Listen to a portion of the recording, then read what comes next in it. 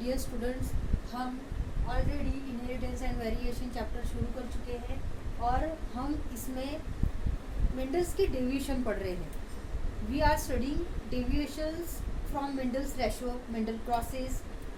इसमें क्या दिया हुआ है? These concepts does not match with the law of Mendel's. ये जो कंसेप्ट्स हम डेविएशन में पढ़ रहे हैं, इनमें हम वो चीज़ें पढ़ रहे हैं जो मेंडल के क्रॉस से, मेंडल के रेशो से मैच नहीं होते।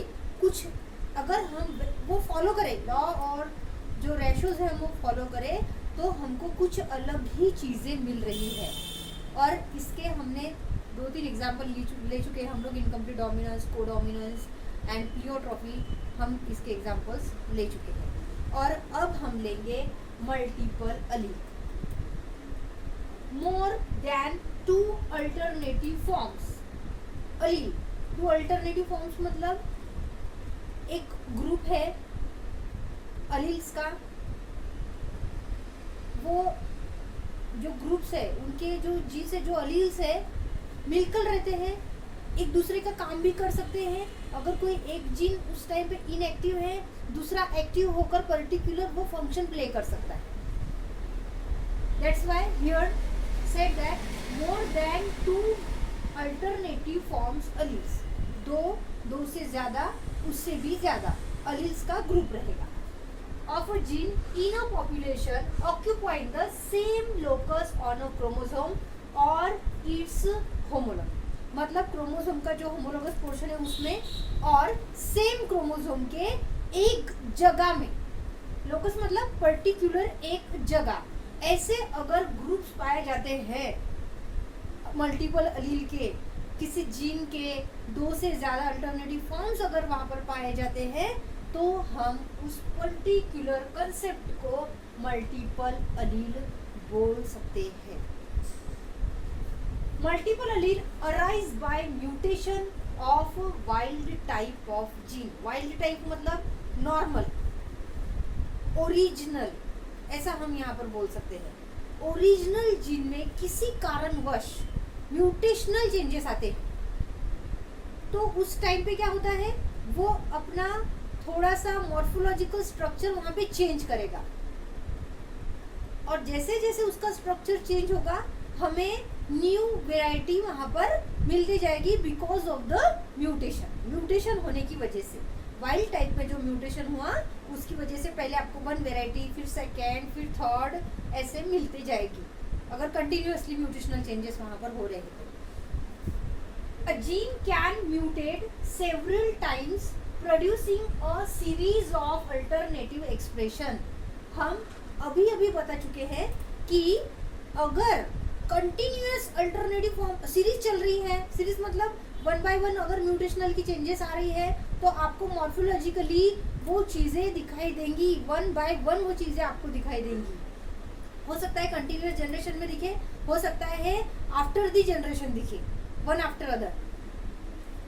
Different allele in a series show dominant recessive relation और मे शो कोडोमिनेंस और इनकम्प्लीट डोमिनेंस अमंग देमसेल्फ। अब ये जो चेंजेस आ रहे हैं, जो डिफरेंट सीरीज आ रही है, डिफरेंट अलील की जो सीरीज आ रही है, जो म्यूटेशनल चेंजेस यहाँ पर हो रहे हैं, उसमें आपको इनकम्प्लीट डोमिनेंस की जैसे चेंजेस दिख सकते हैं, कोडोमिनेंस की जैसे चेंजेस दिख सकते हैं, या फिर डोमिनेंट और रेसेसिव सीरीज दिख सकती है।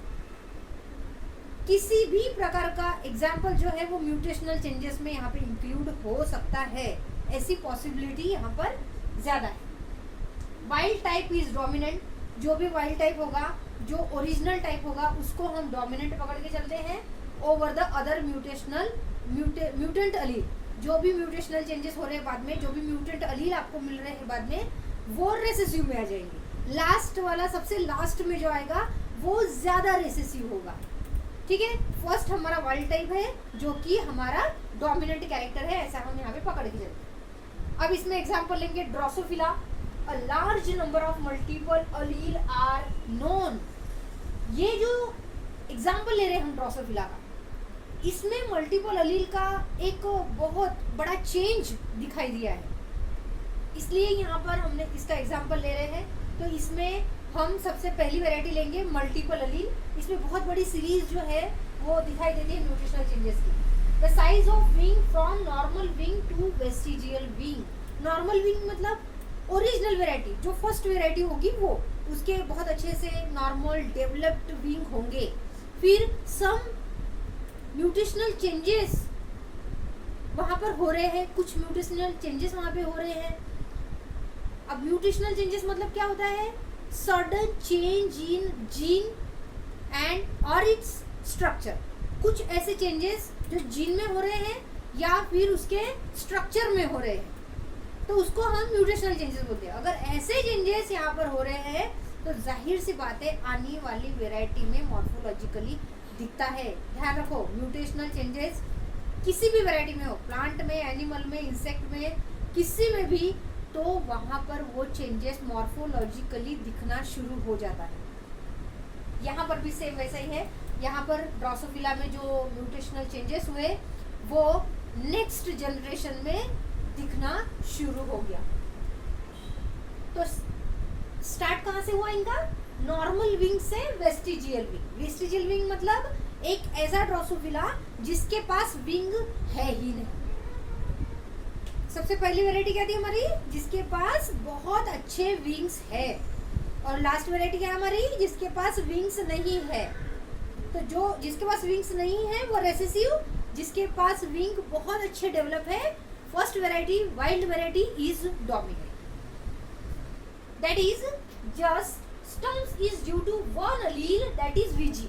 हम एक अलील लेके चलेंगे जिसका नाम हम वीजी लेके चलेंगे। इज होमोजाइगस, सब में हम सेम पकड़ के चलेंगे।